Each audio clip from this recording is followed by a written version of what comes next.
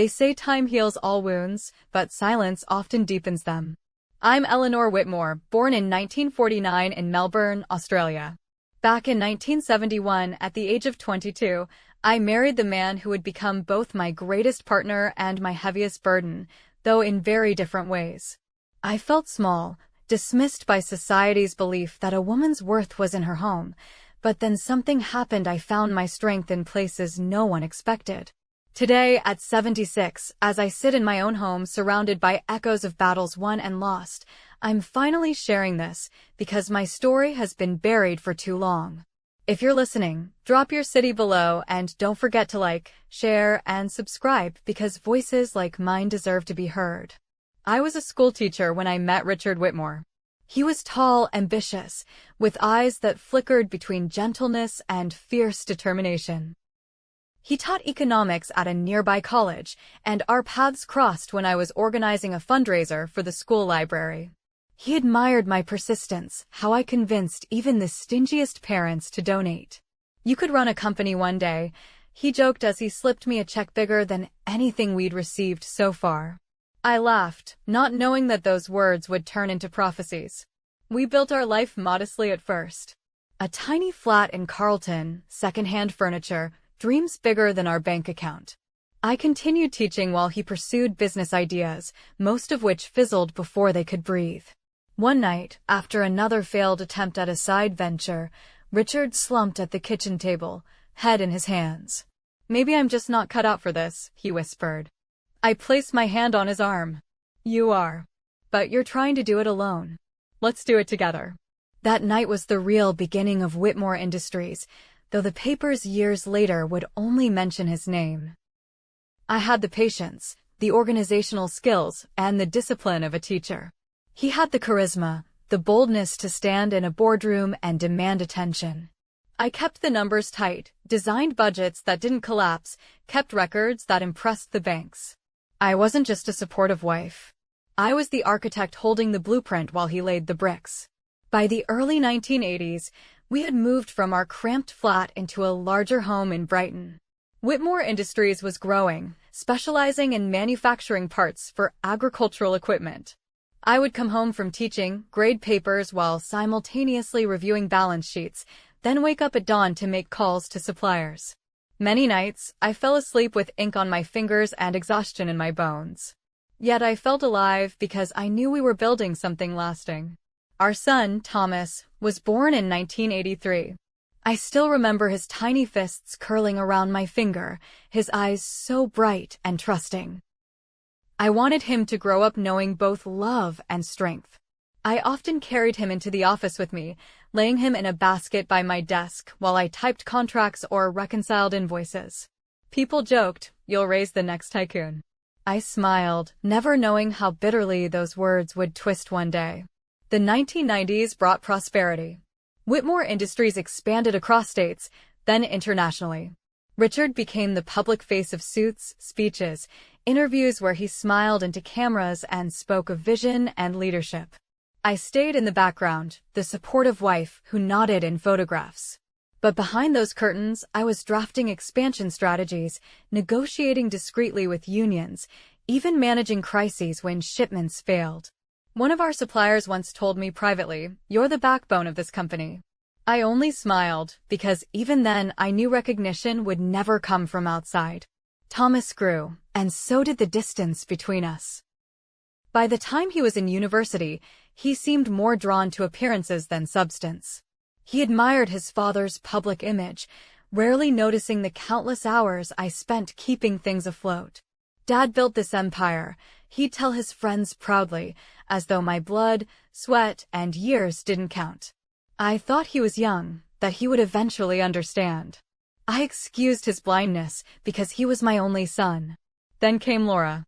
She was glamorous, polished, with the kind of smile that revealed little but promised much. Thomas introduced her at a company gala, her hand looped around his arm as though she already belonged. I tried to welcome her. She spoke sweetly at first, complimenting my dress, asking for stories about Richard's early years. But over time, I began to notice her subtle digs, the way she would dismiss my opinions at the dinner table with a laugh, or correct me sharply in front of guests. One evening, during a board dinner, a new investor mistook me for the event organizer.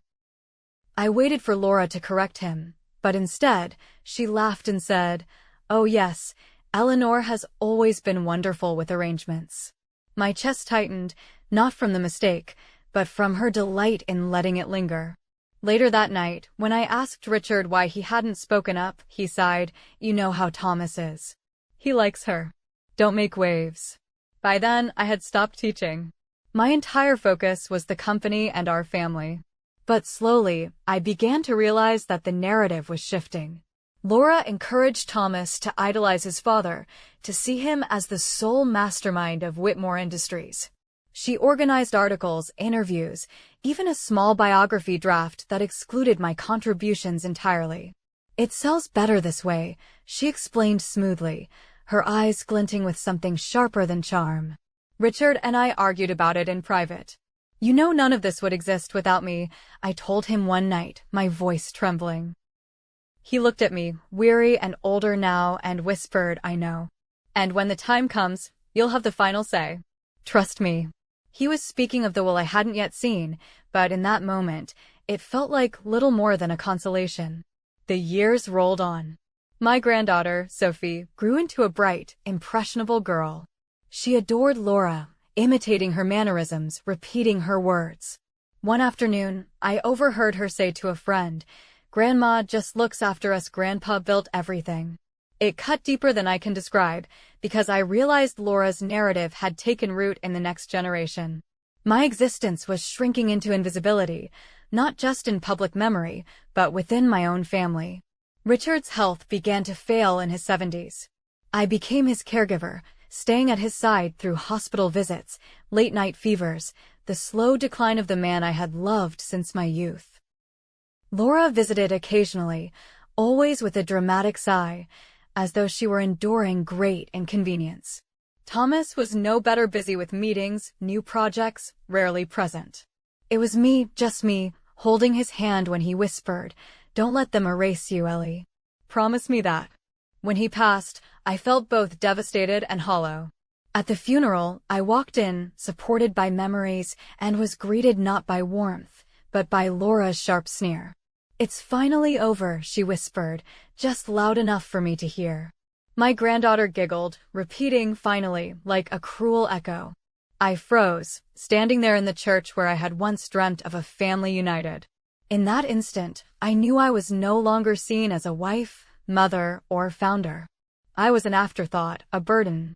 But grief has a way of burning illusions away. Beneath the sorrow, a spark ignited. Because Laura did not know what I knew.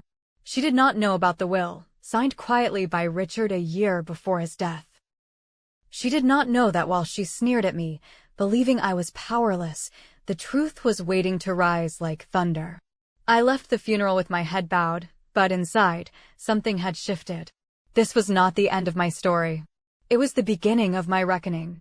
The days after Richard's funeral blurred into a fog of condolences and hushed whispers.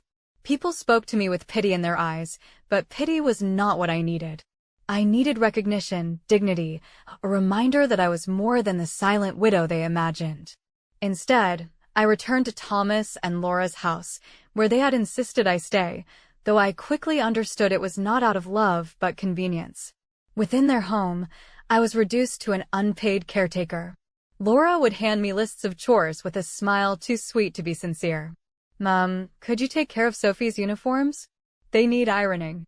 Or, "Eleanor, the groceries are running low. Could you do a run?"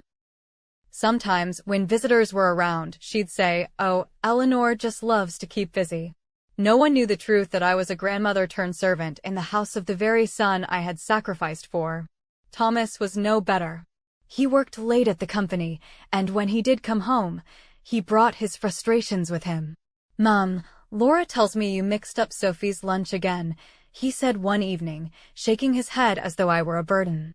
I bit my tongue, swallowing the bitterness. This was my son, the child I had once cradled while balancing invoices on my lap. He looked at me now as though I were fading wallpaper, tolerated but unseen. One afternoon, a business associate of Thomas's visited their home. As I greeted him at the door, he mistook me for the housekeeper. Thank you, he said, handing me his coat without hesitation. My heart clenched. I waited for Laura to correct him, to introduce me properly. But she didn't. She only laughed softly and let the moment stand. The shame of it burned through me, but deeper still was the realization. She wanted me diminished, erased. I went in my room that night, sat on the edge of the bed, and stared at the photographs on the dresser Richard and I in our youth, standing beside the first tiny office of Whitmore Industries, our faces full of hope. I whispered to him in the dark, "They think I'm nothing. But you and I, we know the truth." His promise echoed back in my memory. "Don't let them erase you, Ellie. Promise me that." And I had promised. The will reading came a week after the funeral, in a solicitor's office lined with shelves of leather-bound books. Thomas and Laura sat across from me, their expressions expectant, almost smug. Sophie tapped at her phone, barely interested. They assumed everything would fall neatly into Thomas's hands, Laura's carefully rehearsed smile ready to accept the fortune she had long believed was hers to command. The solicitor cleared his throat, unfolded the document, and began. Richard had left small tokens to a few relatives, charitable donations to causes we had supported for years. Then came the heart of it. To my beloved wife, Eleanor Whitmore, I leave the majority of my estate, including primary ownership of Whitmore Industries, all residential properties, and the sum of $9.8 million. Silence. I watched Laura's face blanch, her practiced smile collapsing into disbelief. Thomas blinked rapidly, as though he had misheard. "Wait, what?" he stammered, leaning forward. The solicitor continued calmly, detailing how only minor accounts and personal items had been left to Thomas. Nearly everything that mattered was mine. Laura's composure cracked. "This must be some mistake," she snapped, her voice sharp enough to cut glass. "Richard would never leave her the company. She hasn't been involved for years." I sat back in my chair, my hands steady in my lap, though inside, my pulse hammered like a drum. "You're wrong," I said quietly, my voice carrying more weight than shouting ever could. "I was involved from the very beginning. I built this company with him. The only mistake was believing I needed your acknowledgement to prove it." Thomas's face reddened. "Mum, this isn't fair. Dad meant for me to carry the legacy. You're too old to handle this responsibility." I turned to him. My son, my own blood, and the ache in my chest nearly stole my breath. "Fair? Do you know what isn't fair, Thomas? Watching your own mother become invisible in the story she helped write. You looked at your father and saw a hero, but you never looked at me long enough to see the truth. Respect, loyalty, honor, those are the real inheritance. If you can't value those, no amount of money or titles will ever fill the emptiness inside you." Laura shifted uncomfortably, her lips pressed thin. She had no retort because she knew the papers in the solicitor's hands left no room for her games. I had already moved to protect the estate. A month before Richard's passing, I had worked with our lawyer to freeze a suspicious property sale Laura's brother was orchestrating through the company. She had thought I was powerless, yet here I was, unveiling layer after layer of the foundation Richard and I had secured together. The solicitor handed me the documents to sign. Ownership transferred officially into my name. For the first time in years, I felt my spine straighten, my voice carrying weight. I was no longer the background figure at dinners, the quiet shadow in family photographs. I was Eleanor Whitmore, co-founder, owner, and the woman they had underestimated for too long. After the reading, Laura cornered me in the hallway. Her eyes glittered with restrained fury. "You think this makes you powerful?" she hissed. "You'll ruin the company. You don't have what it takes." I met her gaze steadily. "I had what it takes before you ever walked into this family. And unlike you, I don't need to rewrite history to prove it." She flinched, the mask slipping for just a moment, and in that silence I saw the truth. Her power had always been borrowed, propped up by manipulation and illusion. Without the fortune she expected, she was nothing more than words in the wind. Back at the house, Sophie avoided me, clearly confused by the shift she didn't yet understand. Thomas sulked, his pride wounded more than his pocket. Laura, however, was relentless, offering me shallow apologies laced with hidden barbs. "We should keep the family united," she said one evening, her smile tight. "Let's not let paperwork divide us." I looked at her, my hands folded calmly around a cup of tea. "It's not paperwork that divided us, Laura. It was disrespectful. And that I cannot forget." From then on, the air in the house changed. Laura's attempts to diminish me lost their edge, replaced with forced politeness. Thomas kept his distance, speaking to me only when necessary. Yet I remained, not out of weakness, but out of strategy. I wanted them to see me every day, to feel the presence of the woman they had tried to erase. But I also knew this was only the beginning. I had reclaimed my power, yes. But now I had to decide what to do with it. What to leave behind. How to ensure my legacy could never again be stolen. And deep within me, a plan was forming. The house that once echoed with their dismissive laughter now grew silent around me. Laura no longer had the courage to sneer openly, and Thomas avoided long conversations, unable to mask his disappointment. I moved through those halls not as a servant, but as a woman who held every key, every deed, every decision that mattered. Yet power without purpose is as hollow as grief itself. I knew I had been given a chance not just to protect what Richard and I built, but to redefine it. I began by revisiting the company headquarters, a place I had not walked into in years except for board meetings where my presence was largely ignored. This time, however, I entered as majority owner. Heads turned. Some whispered. I could see the surprise etched in the faces of employees who had long believed I was little more than Richard's quiet wife. The receptionist stumbled over her words, "Mrs. Whitmore, it's so good to see you." I smiled. "It's good to be back. Let's make sure everyone knows it." In the weeks that followed, I held meetings with department heads, listening to their concerns, reviewing reports. Many of them were shocked at how quickly I grasped the details, how I asked sharp, pointed questions about supply chains, logistics, and growth strategies. They didn't know that for decades, I had been the unseen force holding it all together. Now I let that truth shine, not out of vanity, but out of necessity. This was my company too, and it was time everyone remembered it. At home, Laura tried to pivot. She began offering gestures of contrition, tea brought to my room, invitations to join her for errands. One evening, she even sat across from me with teary eyes, whispering, "I'm sorry if I've ever made you feel unappreciated. We're family after all." I looked at her carefully, her performance almost flawless, but not enough to fool me. "Appreciation is not something you give when it's convenient," I replied. "It's a choice every day. And you made yours." Her cheeks flushed, but she didn't argue. She knew her words rang hollow in the face of years of deliberate erasure. Thomas, meanwhile, wrestled with his pride. He came to me one evening, frustration spilling over. "Mom, why couldn't you just let Dad leave the company to me? Why did you have to take everything?" I closed the book I was reading and met his gaze. "Because it was never just your father's. And because you never saw me for who I was. You only saw the story Laura fed you. Until you understand that, you'll never be ready to lead anything, least of all Whitmore Industries." His shoulders sagged.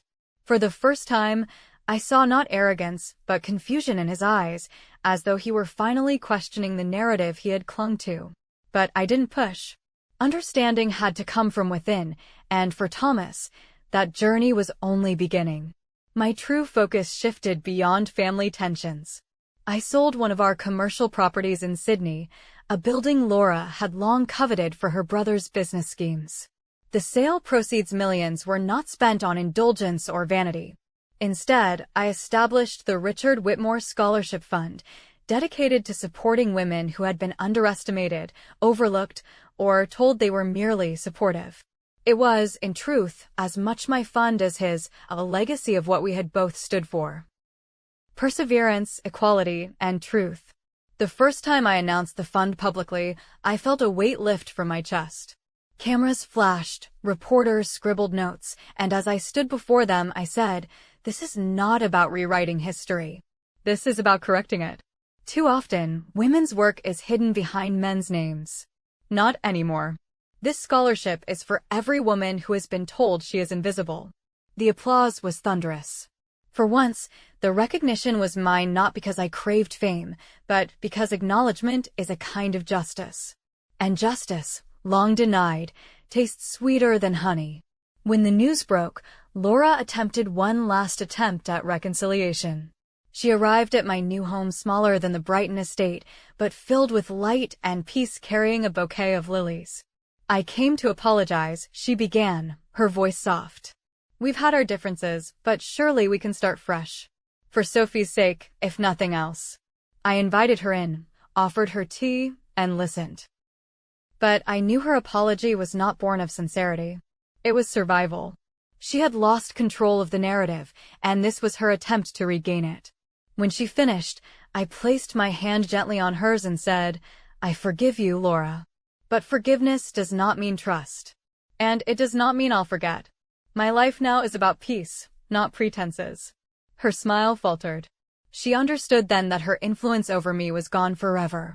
As for Sophie, my granddaughter, I took a different approach. I invited her to spend time with me, not with lectures or reproach, but with stories. I showed her old photographs, balance sheets eager to see me not as the housekeeper her mother had painted me to be, but as the woman who had stood shoulder to shoulder with her grandfather to build everything around her. One afternoon, she looked at me with wide eyes and whispered, "Grandma, I didn't know." "I'm sorry." I hugged her tightly, my heart swelling. "It's not your fault, darling. What matters is that you know now." The years since have been quieter, but filled with meaning. The scholarship fund has helped dozens of women already. The company thrives under careful stewardship, with me guiding a transition plan not to Thomas alone, but to a balanced leadership team that values contribution over appearance. And in my home, I have found peace, a peace not given by others, but reclaimed by my own hands. Sometimes, late at night, I sit by the window with a cup of tea, thinking of Richard. I imagine his smile, the way he would squeeze my hand when he was proud of me. "You kept your promise," I whisper into the night. "They didn't erase me. They never will." And as I share this story with you now, I want you to remember, my revenge was never about taking more than what was mine. It was about reclaiming what had always been mine, about standing tall in a world that tried to make me small. If you're listening to this, let it remind you that no one has the right to write you out of your own story. Stand tall. Reclaim your place. And never, ever apologize for the truth. Respect is earned in silence, dignity is carried in scars, and legacy is shaped by courage. Hold on to that, no matter who tries to take it from you. So, if this story moved you, please like this video, subscribe to the channel, share it with your friends, and drop your thoughts in the comments below. Tell me, what would you have done if you were in my place? Because in the end, the lesson is simple. Silence allows erasure, but truth reclaims legacy. And when you reclaim it, no one can ever take it away again. Moral lesson. Respect, loyalty, and truth outweigh money, your voice matters, and reclaiming it is the purest form of lasting legacy.